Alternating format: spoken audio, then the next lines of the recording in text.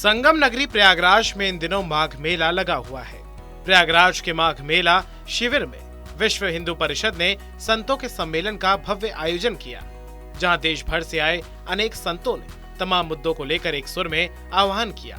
इसमें हिंदू धर्म की संस्कृति के लिए संतों ने अपने विचार रखे और साथ ही सुझाव भी दिए। इसके साथ ही संतों ने धर्मांतरण, लव जिहाद, वैदिक सनातन मूल्यों, राष्ट्रीय जनसंख्या नीति, ग्रामीण वनवासी क्षेत्रों में प्रवास, घर वापसी, समान नागरिक संहिता जैसी हिंदू समाज के समक्ष खड़ी चुनौतियों के विषय में अपने विचार रखे। संतों का कहना है, हिंदू समाज के समर्थन में अगर कोई बोलेगा तो साधु समाज उनके साथ कंधे से कंधा मिलाकर साथ देगा। संत सम्मेलन में लव जिहाद, धर्मांतरण और बागेश्वर धाम सरकार के कथावाचक धीरेन्द्र कृष्ण शास्त्री को लेकर भी चर्चा हुई। संतों ने कहा, भारत देश के अंदर जिस तरीके से धर्मांतरण और लव जिहाद का मुद्दा जोर शोर से चल रहा है, उसका हम लोग पूरी तरह से विरोध करेंगे तो हम सड़क से संसद तक जाने के लिए बाध्य हो सकते हैं। वही संतों का कहना है, पंडित धीरेन्द्र कृष्ण शास्त्री के ऊपर जो भी अनर्गल बातें हो रही हैं, वो सब झूठी हैं। उनको बदनाम करने की साजिश रची जा रही है, लेकिन हम संत समाज के लोग उनके साथ हमेशा खड़े रहेंगे और जो लोग उनके साथ साजिश कर रहे हैं, उनका विरोध करेंगे।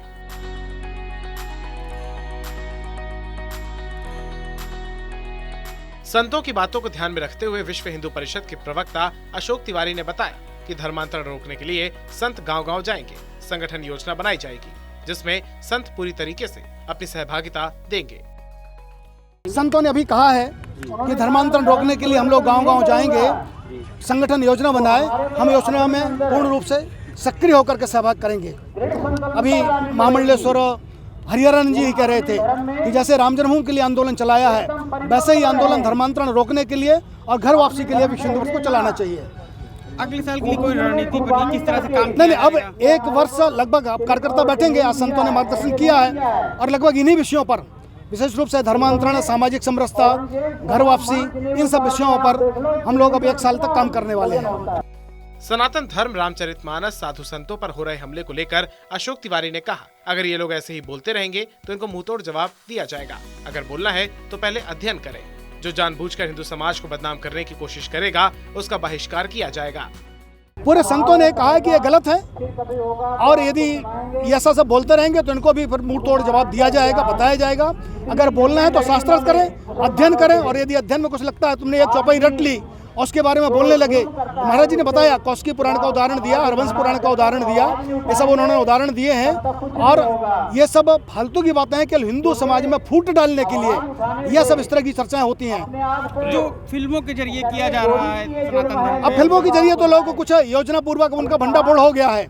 पहले हम लोगों को लगता था कि ऐसा स्वाभाविक रूप से चलता है, लेकिन अब ध्यान में आया कि जानबूझ करके ऐसे नैरेटिव हिंदू समाज के, हिंदू संतों को, हिंदू पुजारियों को, हिंदू पंडितों को बदनाम करने के लिए, एक अलग छवि बनाने के लिए ऐसे सब नैरेटिव जानबूझ के गढ़े जाते हैं, ऐसे दृश्य जानबूझ के डाले जाते हैं।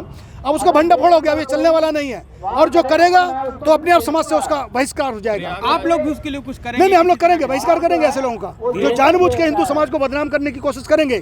हिंदू समाज उसका बहिष्कार करेगा। बिहार के शिक्षा मंत्री से लेकर यूपी के पूर्व मंत्री, समाजवादी पार्टी के नेता ने रामचरितमानस में जो टिप्पणी की है, उसको लेकर संतों का कहना है कि वो बहुत ही निंदनीय है और उनको इसका भी परिणाम भुगतना पड़ सकता है। उनके बाप दादा ने भी रामचरितमानस का पाठ किया होगा, लेकिन इनको रामचरितमानस के बारे में कुछ नहीं पता है, इसलिए लोग बेबुनियाद बातें कर सिर्फ सुर्खियां बटोरना चाहते हैं। वहीं साधु संतों ने भारत सरकार से धार्मिक स्थलों की पवित्रता बनाए रखने की मांग की है। संतों का कहना है, भारत सरकार से धार्मिक स्थलों की पवित्रता बनाए रखने के लिए तीर्थाटन और पर्यटन का अलग से काम करें, क्योंकि लोग तीर्थों पर जाकर मौज मस्ती करते हैं। ये नहीं होना चाहिए, क्योंकि वहाँ पर धार्मिक चीजें होती हैं। अगर युवाओं और युवतियों को घूमना ही है तो कहीं और जाकर घूमें, लेकिन इसको पर्यटन का हिस्सा ना बनाएं। कहीं बाहर जाकर घूमें, धार्मिक स्थलों पर ना जाएं।